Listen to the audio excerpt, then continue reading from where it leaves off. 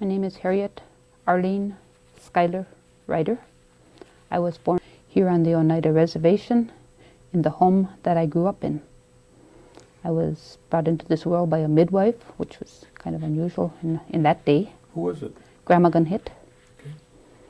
And my sisters are Pearl McLester, Eva Danforth, Mary Matoxen, Barbara Denny, Evelyn Elam, Rita Webster, and Cleo Cornelius. I had two brothers, Lester Schuyler and Joseph Schuyler, who are now deceased. My sisters are all still living. And give us the names of your parents.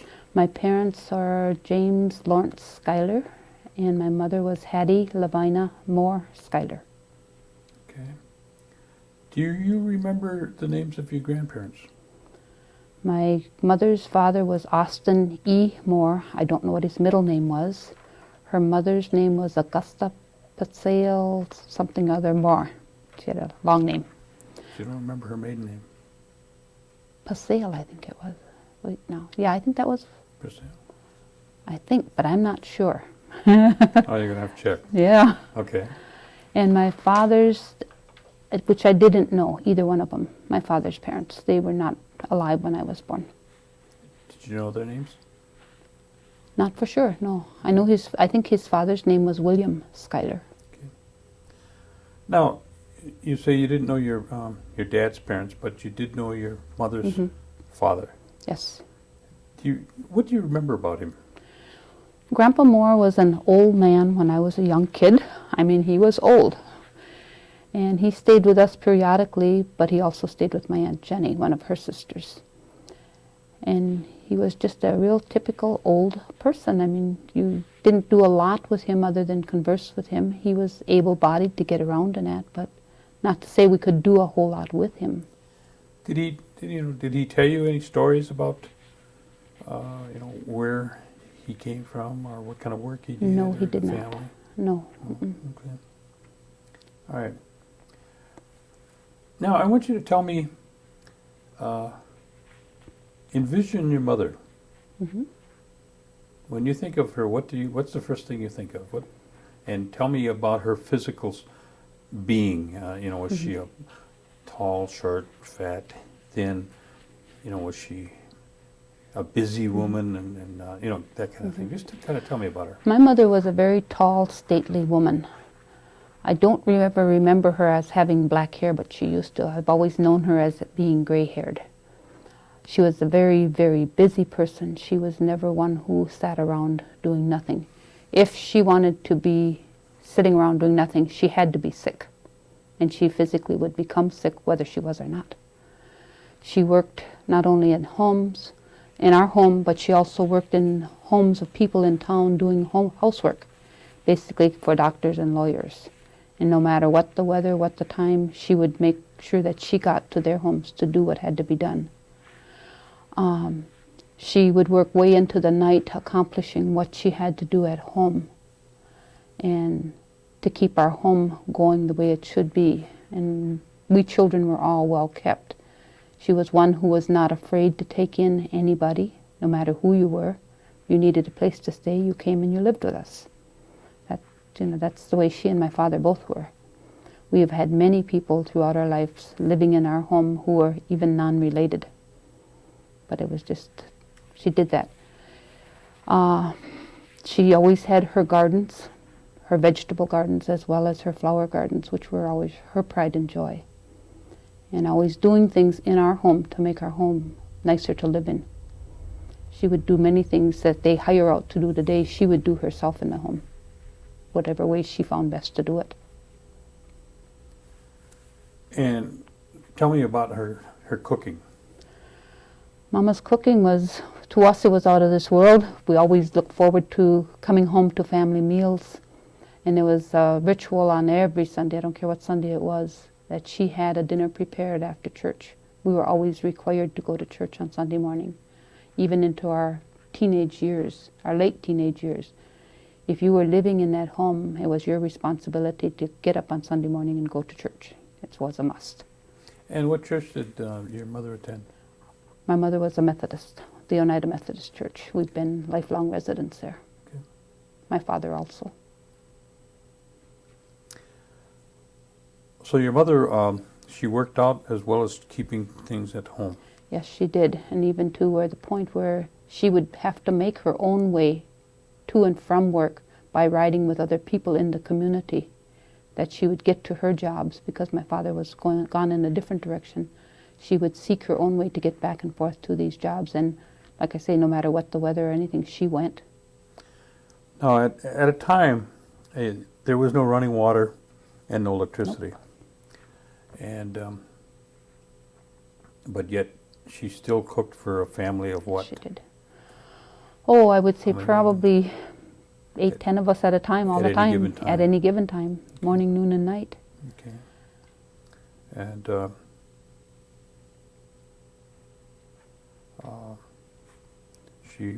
she cooked on a wood stove. Right. We had an old Kalamazoo wood stove, which had the 2 warming ovens on top, the reservoir on the side, which had to be filled daily with water to keep warm water in the house. And of course we had to haul wood to make sure that fire burned. And as you came into the house, we had a place behind the door, like a shelf, where we would have to stack the wood on a daily basis to keep the wood there. We had no furnaces or anything like that. I can always remember a stack of irons to do the clothes, iron the clothes. The old iron, yes. It was the old iron that had the handle that you would hook onto this iron after it was sitting on the stove. The iron heated up. It was kind of like an oval-shaped iron. And you'd put that on and push this little latch and it would grab onto that iron. And that's what we used to iron clothes with. And Mother always made sure that our clothes were washed and starched and kept pressed and clean for us to wear. It was a ritual on Saturday nights in particular, to get out the old wash tub. And that's how we took our baths, because we didn't have a bathtub. Even though we got big, we sat there with our legs hanging over the edge to take the bath. Not just one of us, but all of us had to do that. I remember her on Saturday nights, she would be there after we got through. She would be there with our shoes, cleaning them up and making sure they were looking good for the next day for church. We didn't always have a car to use, so many days we walked to church, which was probably like about 3.5 miles. We'd walk and just have a good time, have fun. Where do you remember going to the store when your parents needed something? Okay, we lived about 3/4 of a mile from the store, which was Chicago Corner's store. And many days we would have to walk to the store to get whatever it was that we had to have. In the summer it would be pull the wagon and go down and do it. In the winter it was take the sleigh and go down, and she'd send a list with us and we would go down to get whatever it was that she had to have, which we always found at Moss's Grocery. There was a store that had everything and anything you wanted. Tell me, let's picture your dad. Tell me about your dad. My dad was a little short fella who was round just like his grandson. He was short and squatty. Dad was a very hard-working person. He basically took care of the crops in the field as well as doing a lot of construction work. That's the kind of work he was in. That basically was the role he played. He was very supportive of our mother in our discipline. Mother was the disciplinarian, but Father was there to support her. As a child, I don't recall him ever really disciplining us, maybe on occasion, but not a real lot. It was always Mother who did it, but he was there, and whatever she said, it went, because he would support her in that way. Dad wasn't one who did a lot of sports, to my knowledge, from when I was, aware of anything. He might have as a younger person, but I don't know that. But basically it was, his involvement in the construction business, in his work, and what he did to make a living and support us as a family. Now, what type of education did he have? Did he ever tell you? The only thing that I knew is that my dad had went off to boarding school, and that was when he was young. And how far he went, I have no idea. I don't know. Where was the school at, do you know? Toma. Toma? Okay. And he got sick out there, and they had to come and get him. He said his father had to come and get him with a horse and buggy and bring him home, which they went through medicine dances and stuff here for him to get well. I believe he told us that he had what they called St. Vitus dance, whatever that was. It's an illness of some sort. But beyond that, I don't know a whole lot more other than that. Well, did your father function with a society then of people that did these kind of ceremonies, or apparently he was a member of the Methodist Church, but he was also right. I don't know if way back then, when he was a young boy, if he was a member of the Methodist Church. But as I knew him, that's the way he was. He may not have been way back then, but I don't know. I have no idea, because I've never really talked to him about stuff like that when he was living. Right. Now, your mother was German and Brotherton. Right. And your father was Oneida. Right. Now, did your father speak Oneida? Very much so. He was a very fluent speaker. Did your mother speak No. Brotherton at all, No. or German? No. And did your father ever work with you to learn the language? No, he would not teach us the language. Did he ever say why? He said because when they went to boarding school, they were punished for doing their own language, and therefore he would not do that with us children. If anything, he talked it in the home when other elders came around, elder men. We would listen, but we didn't know what they were saying, and we'd be in the other room kind of chuckling because it always sounded comical. They'd be talking, and all of a sudden they'd start laughing. Well, we'd laugh right with them, but we didn't know what they were saying, and he would never really actually teach us how to talk, say the words. We picked up on some because we would hear our older siblings talk and say whatever he was saying, but not that he would ever teach us, no.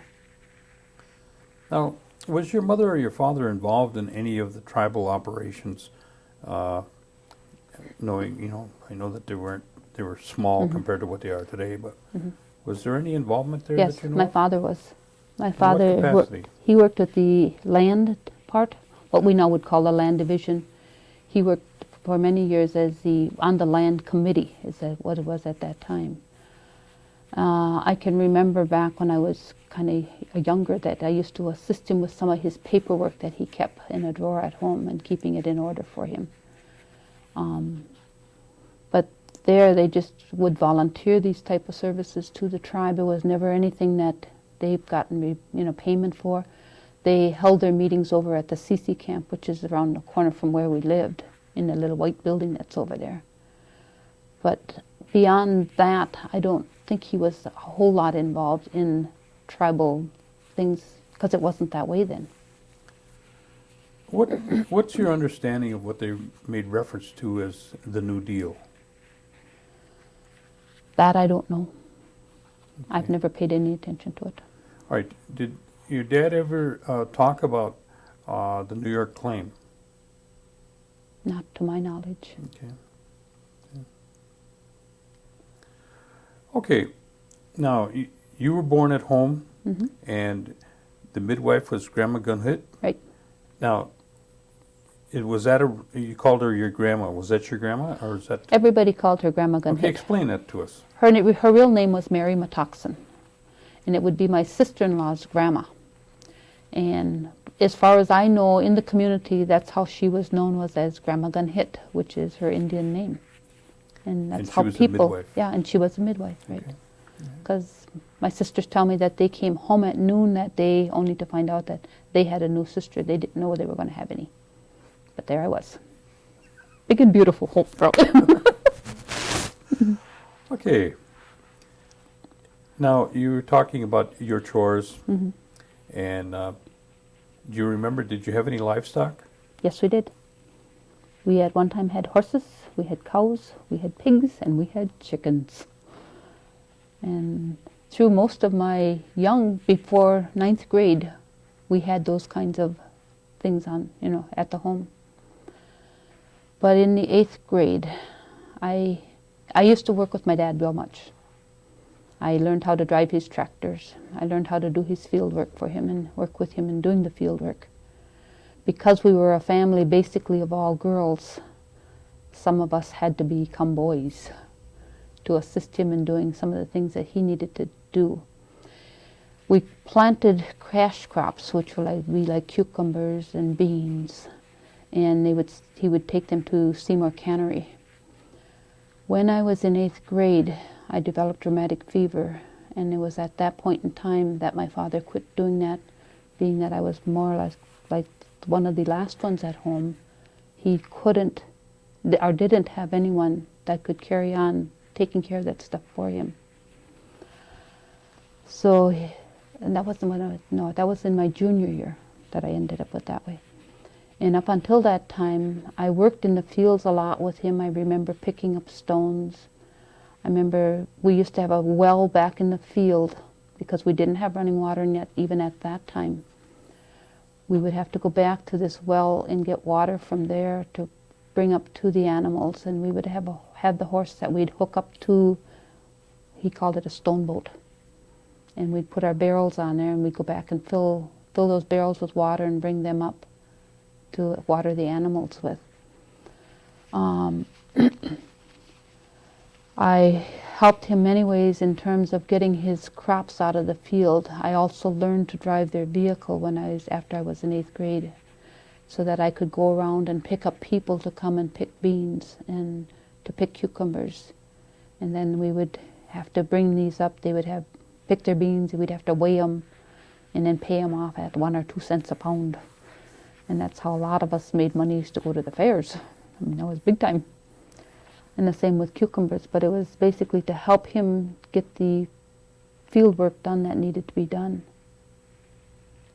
Now, what forms of recreation did you have at that time? We created our own recreation. There were not recreation provided for us. A lot of the stuff we did was through the church. We had our MYF group, which was a Methodist Youth Fellowship group, and they did a lot of things with the kids and to give us entertainment. But so much of the recreation that we participated in was through our church, and of course then through our family. Because we are a big family, we eventually had a lot of younger, I call them siblings, nieces and nephews that we were able to interact with. And we did our own recreation. We provided our own fun. And I guess we had some real true fun back in those days. I mean, we played games that kids today don't know anything about. Give me an example. Oh, we'd have our own, we'd make our own baseball field. We'd go out in a hayfield and make our own baseball field there. We didn't have to have a field provided for us. We played kick the can, we played ante over. In the wintertime, we went sliding, we went skating, we went just sleigh rides. That was one of the big things we had in our teenage years, is going on sleigh rides. And Sylvester Smith, who is now deceased, he used to bring his team of horses in his sleigh and go around and pick us all up, and we would just go out on a sleigh ride at night and just have a lot of fun. Or we'd walk over to John Rice's Hill because there wasn't transportation available. We'd start picking up kids from by our house and down the road from us around the back to Aunt Jenny's house with all over the community, and we'd all walk over to John Rice's Hill and we'd go sliding there in the evening. And then we'd all walk back home. And we usually all got to one corner, and then we would disperse and go our own ways from there. But okay, let me back up a little bit. When we said we were born in Oneida, where's the location? Where would I find that location now if we were looking for it? To me, Oneida is where we all live, in the area that we are living in. It isn't, we always had what we called that end and this end, the upper end and the lower end. We lived on the other end, and when we talked with the people who lived down on this way, it was always the other end. So if I were to look for your house now, where would that location be? From where we're at right now would be on the other end, and Chicago Corners area. Okay, not too far from Chicago Corners? Right. And it's on County Trunk County H? H, right. And it's about, what, 3/4 of a mile? About 3/4 of a mile, right. Going north? Going north, H. right. Okay. All right. There's a trailer park there now, right? Right. Okay. That would be on the same... right next door. Right on the property area that you right. resided in, okay. Right. Now, When did you start school, and where did you go to school? I started school, oh God, I don't even know. I said, would imagine when I was 6, but I attended the Oneida State Graded, which is the school at Chicago Corners. It's always been called that. Okay, what is Chicago Corners? My understanding is that there was an old man who lived on the corner there, and his name was Jim Chicago. And that's how that got known as Chicago Corners. Now, that's, what I've been led to believe. But since, that was long before me even. But I can always remember the old man of, let's see, what was his name? Herman, I can't think of his last name now. He used to live on that corner. And there are, they were real old-time shacks is what they were that they lived in. And they were nowhere near the houses that are there now today that were there then. They were, the houses, you would not know it as being the same type of place that we had. Well, was there a store there when you were? Yeah, there's always been a store there as far as I know. And right now it's called, or it's not, it's nothing right now, but it's closed. It was always Moss's Grocery. Called Moss's store. Okay. Right. And then across the street from there was the school. Right, kitty corner. Right. And tell me about the school. How big was that? I went to school in a 2-room schoolhouse. We had 1st grade through 4th in one room and 5th through 8th in the other, or something like that. Do you remember the teachers? Yeah, a couple of them. I remember I had Mrs. Quartz. I had Margaret Gunderson. I had Goldie Ryan. Trying to think what else. Those are the teachers that I remember. Van Wyck, Mrs. Van Wyck. Okay. And the school didn't have any electricity or running water? We had no electricity, no running water, no bathrooms. Everything was outside. We had a merry-go-round and a set of swing poles. But that was the extent of anything we had as far as the school is concerned. We did have a cafeteria in there, and it's down in the basement. And it's like a little cement room that had a cement railing along the edge, and that's where we would have to sit to eat our lunch. And I remember Caroline Cornelius used to cook in there, because she made me sit one day for almost 2 hours trying to make me drink milk. And finally they gave up, because I wouldn't drink it. But I've never liked milk, so I was just thinking, if there's no running water and no electricity, like on a cloudy day, in the wintertime, how would you, it must have been pretty hard to see your... Well, they had a lot of big windows in there, so even if it was cloudy, you still had light, and you still could function, but it wasn't having the lights like we have today. How would they make a cafeteria then? They had, would haul their food, their water and everything to cook with. They cooked right down on the stove downstairs? They had that one little bitty room right at the bottom of the stairs. You went down this way, and there's a little bitty room there, and that's where they cooked in.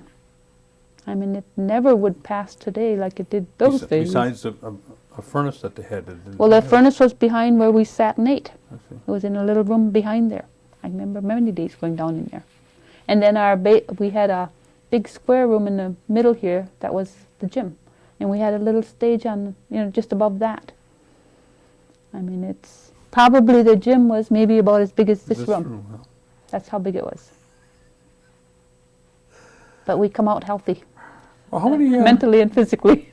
How many? Just rough guess. How many students would you say attended school? Oh, see, I have a picture at home of our, of a class that we had there one year, and there must have been maybe about 35, 40 of us. In both rooms. Both rooms, yeah. Okay. What would the ratio be between Indian and non-Indian? Oh, we were the majority. Oh, okay. All right. The Indian were the majority. We had maybe about 7 or 8 non-Indian kids that went there, that were really non-Indian, had no Indian blood at all. Now, didn't they used to go to different schools for recreation? Explain that a little bit. On Fridays in the afternoon, we would have arranged baseball games where we would have kids from our school. We would all travel to another school to play baseball. And we had, our means of getting there was walking. So the whole school would shut down and we'd go to a game. Go to the baseball game. We walked to Silver Summit. We walked to Elm Hill. I don't know if we ever walked over to the one on 54. I can remember going to games there, but I don't remember how we got there. And then on other occasions, they would come to your school. It would be like we'd take turns doing this. Kind of like a field trip, they call it Kind of today, like I a field suppose, trip huh? like today, yeah. Okay. But we'd have Alright. baseball games like that. All right. In those days, we didn't have blacktop roads. We had dirt roads. And it was, you know, I can remember walking down what is now H and mud up to my knees. But we did it, you know, that's just the way it was. Our roads were not at all like they are today. And I can remember as a youngster, we could go out of our back door before they put in the new road that they have there, especially in probably when it would melt and then freeze over, and we could go out and we could start skating from our house and go all the way up to the corner. It would be covered with ice, water all over. I mean, and that was our fun, you know, we just could do that. Well, it was the same way with the snowbanks, too. Yep. Oh, snowbanks, yes. We had snowbanks high as the telephone wires. People don't believe that, but I do have pictures of it, of where we used to play on them. We'd make our slides and we'd make our tunnels and do all kinds of good things. Okay. We finished Chicago Corner School. What happened then? When I graduated from Chicago Corner School, I went on to Seymour High School, which was a Okay. big switch. Okay, let's Going talk to the about city that. school. Let's talk about that. What? Hold the Kleenex real still in your hand. Oh, 'Cause okay. You're going to hear a little rustle in there. We entered in 1954. I entered Seymour High School.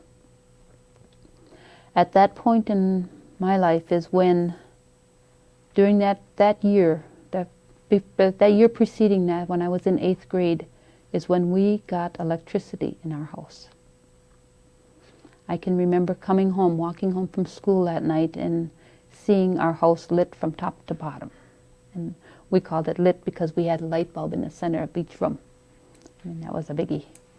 Amos Christian had come in and did the wiring, and they hooked electricity up that day. Up to that point in time, we had the old wood stoves. I and my younger sister Cleo were the last ones to leave, be there. So when I got to into 8th grade, they started to do this because my parents felt that she would not be able to come home and make fires at nighttime. So that is the year we got our gas furnace. And that was just, and our gas furnace was one that hung from the basement, the floor in the basement. And that sat in the middle of our house in the living room area. And that's what heated our whole house then. And I can recall as a child then getting up in the morning, standing on top of a little bitty register, because that's where the heat came through. Because it would be kind of cold in the morning, even in older days when we had the wood stove, until Mama would get the fires going good, because she'd let them die down at night, that there would be that kind of heat in the morning. But in 1954, 53, 54 is when they started to put the electricity into our house, and we got the gas furnace. And it was, I don't know how long after that before we actually got running water. We lived in a 2-room house basically in our younger years that was like 2 stories.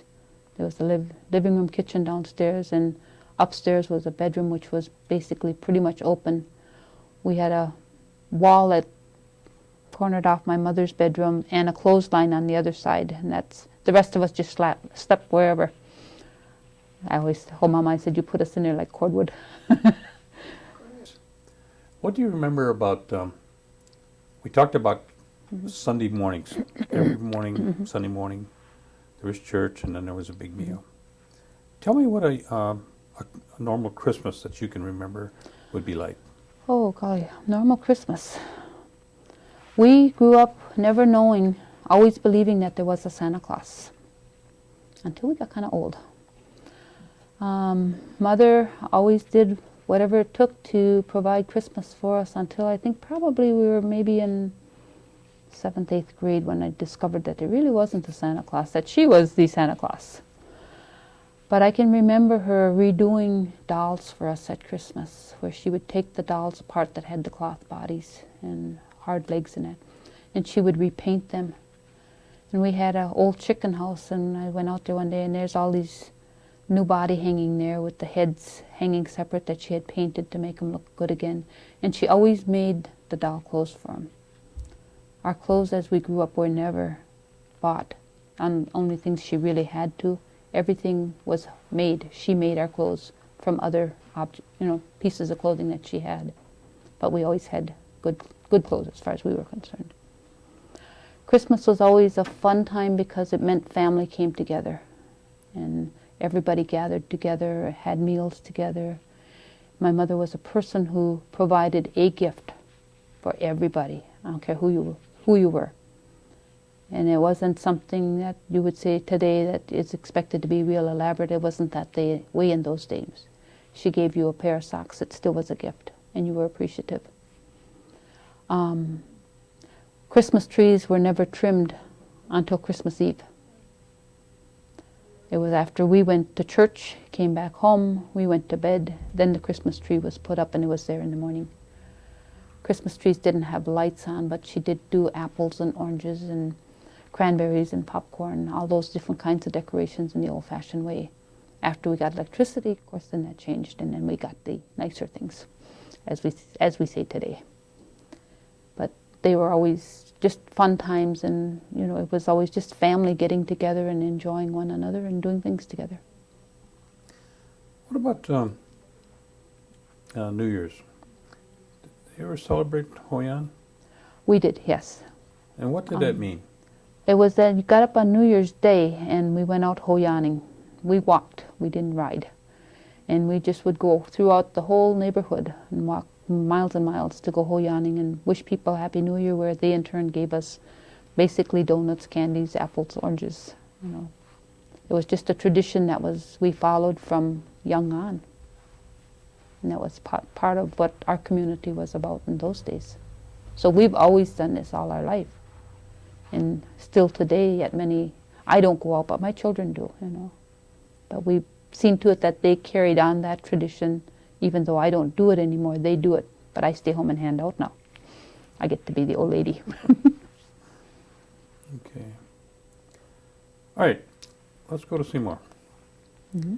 You started Seymour, and you had quite a culture shock just going home one night and the lights were on, and that was something to behold. And then you started into high school. Mm-hmm.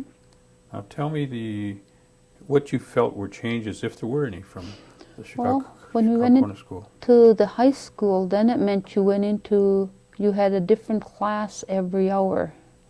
I mean, we did it in the grade school, but there were more numbers of kids. You had homerooms you were assigned to. And the volume of, the class size got so much bigger. And every hour you had to go on to a different thing. School was never my friend. I went because Mom and Daddy said you go. And I made it through. What made you uncomfortable? Or what do you think made you uncomfortable? It just wasn't education today. I hate to say this too loudly, but it's just not something that I'm real comfortable with. But did you have the same feeling at Chicago Corners? No, because I think it was, it wasn't such, maybe it's the competition out there, that was there at the time, and a feeling that you're coming as being lesser than someone else over there, and just trying to fit in. Then we had to start riding the bus, because they sent buses through at that time. We didn't have to walk there. But it was just, I don't know, it just... Do I hear you saying then, maybe I'm reading into this, but that you felt like you just didn't fit in at Seymour? Probably so. That would be a good... Because I never did go out for anything special. I went to school and did what I had to do because that's what was required of me. But it was never to reach out above and beyond anything or to participate in anything extra. Okay. It just wasn't there. Okay. But I think I enjoyed my home life equally as much. I enjoyed being at home and doing there. Well, what kind of recreation was going on about that time, during the course of your high school life? Were you doing other things in the community, activities? Basically, we grew up, when I grew up as a teenager even, our recreation involved just our home life and family that we had, with us there. and community, as well as the church. And that's where we built pretty much of what we did was around the church doings and church settings and various things that we become involved in there. And that, for me, was enough to fulfill me. Well, after school then, what did you do? When we came home after school, after we got out... No, I mean when you finished. Well, when I finished school? Yeah. Mm-hmm.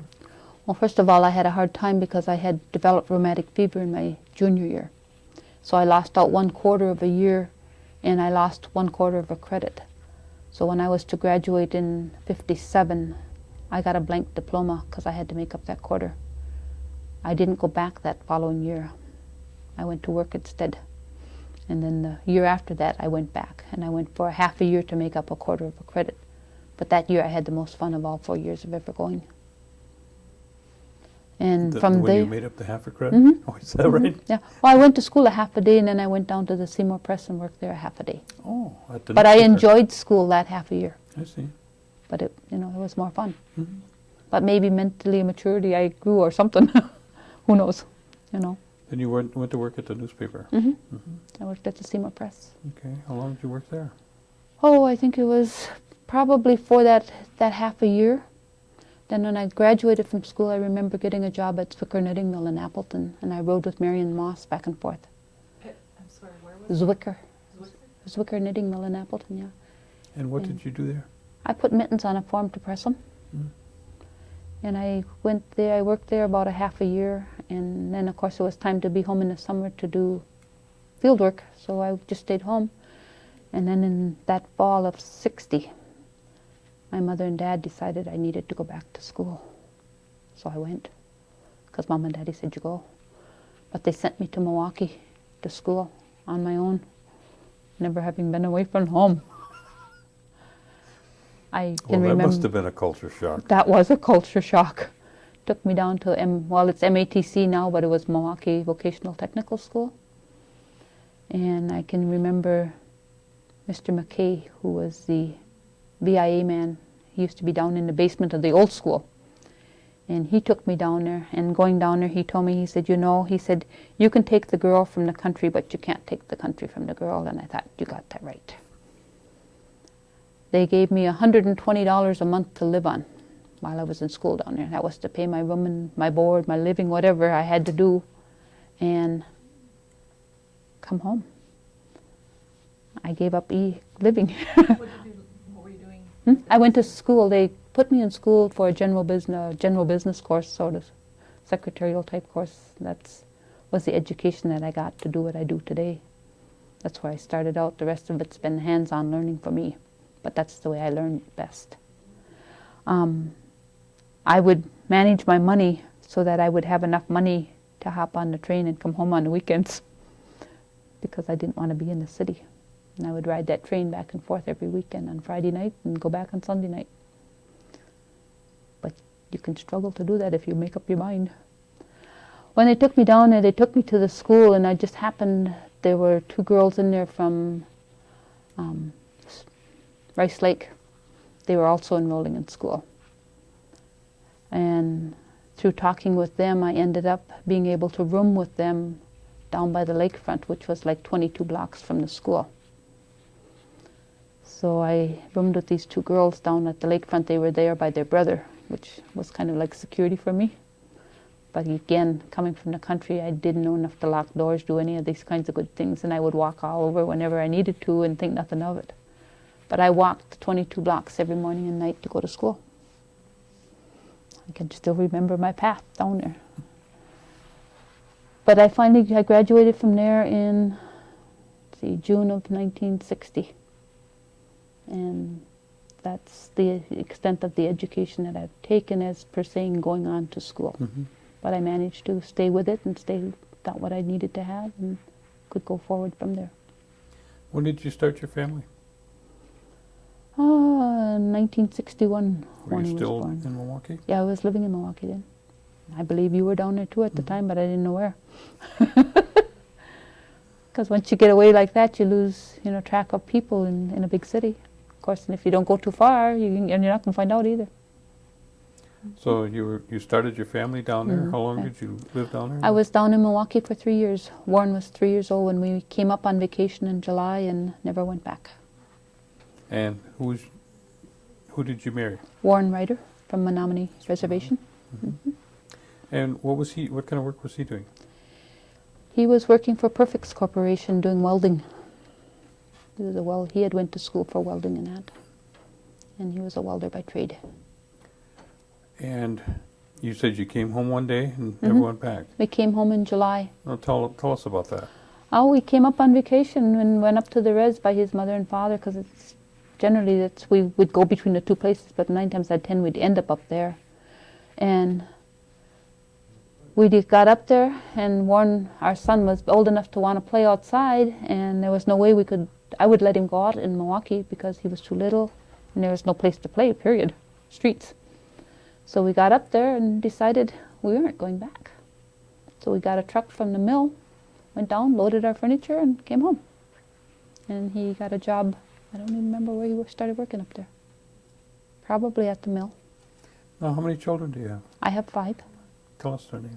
I have a son, Warren Jr. He's not a junior, but kinda. I have a daughter, Deborah. I have a daughter, Dawn, Carla, and Kimberly. Now, when you started to raise your family, did you stay home or did you work out also at the same time? I've always worked. I would stay home after I had a child, I would stay home for 6 months and get him started good, and then I'd go back to work. And then the kind of clerical work I could do, that it was not too hard to do. Tell us where you started out once you moved back here. When I came back to the reservation, to Menominee County, when we moved up here in 69, was it 69? 65. I started working as a housekeeper for a man whose wife had died, and he had 3 children, 3 or 4. And so therefore I would go into his home daily and do cleaning and cooking and washing and stuff like that for him. And one day I was there doing some work, and a social worker from the Menominee Tribal Social Services came. And I was talking with him, and he asked me, well, what kind of work do you do? Do you have any kind of clerical skills? And I said, yes, I do. I told him what I had did. He said, well, we have an opening in the office for a clerical worker. He said, why don't you apply? I thought, well, why not? So I did. Well, I got a job working in their clerical department as just doing secretarial work. And I started out with a base pay of $250 a month. That was big money. I worked there in their department from 1965 until 1969, when we decided to leave the reservation and come to Oneida, the Menominee Reservation, and come to Oneida. After we had moved down here, I went to Brown County Social Services because I had been working in the social service field, and I had talked with them to see whether or not they might have any openings.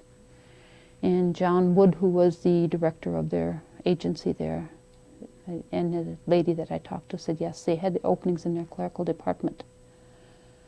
So I told them where I had been working in that, and however they arranged it so that I could do it as a transfer from that agency down to Brown County Social Services.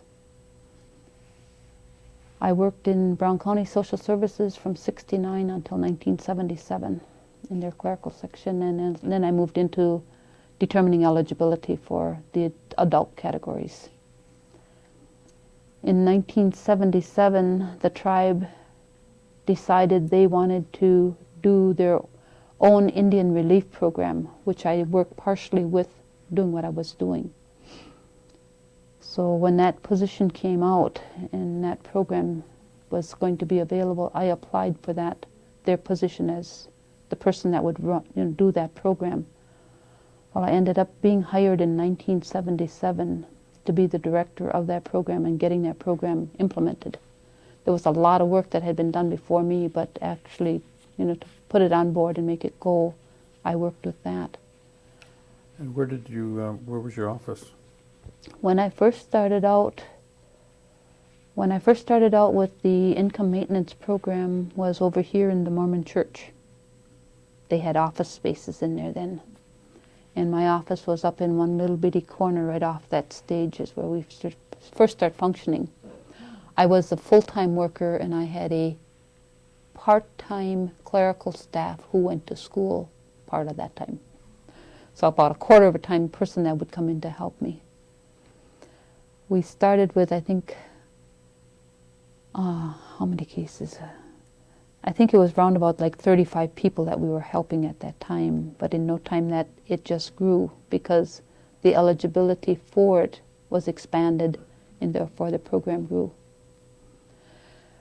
I stayed with that program from the Indian relief portion of it. In 1979, we implemented then going into the income maintenance programs, which are the AFDC, food stamps, medical assistance, energy assistance. We brought those programs all on board. So they took over the responsibility for all of those programs as well. And I stayed with them until, oh golly, I think it was probably maybe, what are we? 5, 6, 7, probably close to, I was there with 16 or 17 years with income maintenance programs when I left them. What was your caseload upon your leaving? We What'd had you a guess? we had a caseload probably about maybe between 500 and 600 people. And you started with what? 37. I mean, but this encompassed all these other I programs in as understand. well. I understand, but Mhm. that was an The additional growth, responsibility. right? Yeah. Mhm. Right. Yeah, it was tremendous growth. Right. Okay, and from there, where did you go? I left the income maintenance and I went to the Oneida Housing Authority, and I was with them for I think it was 3 years. And it didn't work out there, so I left them. I went with the Oneida Wardrobe Department for 3 months, and I got a call from the school wanting to know if I was interested in working as a teacher aide. And I thought, boy, this is quite, So you went there, yeah. and that's There, where you retired, right? that's where I'm retiring from, right, I think. And I've been with the school since that time, but I've since went from a teacher aide to being the assistant to the principal and the vice principal at the school. I gave up working 9 months a year to working 12 months, which is okay, I don't mind. But that's where I'm So presently you're at. at what they call a turtle school now. Mhm. Yes. How many, what's the enrollment there? I think it's right around 450 or a little better. And how long has it been in operation? I've been there 5 years, and they 5 moved years. into that school, the turtle school. They were moving in the year I started. Oh, it's been 5 years already. This is their 5th year. Mhm. And what was their growth? What do you remember they started? Oh, when they transferred over, they've always had a pretty high enrollment there. We dropped a little this past year, but it's over the year now it's coming back up again. So I think that when we first started out, I think our enrollment there was somewhere near a little over 500. So we've come down, but Gordon, can I ask a question? If it's not too lengthy. I was just wondering, you started out in clerical back then when there's Mhm. pencils and, Yep. I don't know, pens and Mhm. whatever, and paper and files. Are you on computers now? yes, we are. And maybe talk about, the differences. Well, really, it was just charcoal that they used. No, when I started out, I said we had, they didn't have computers.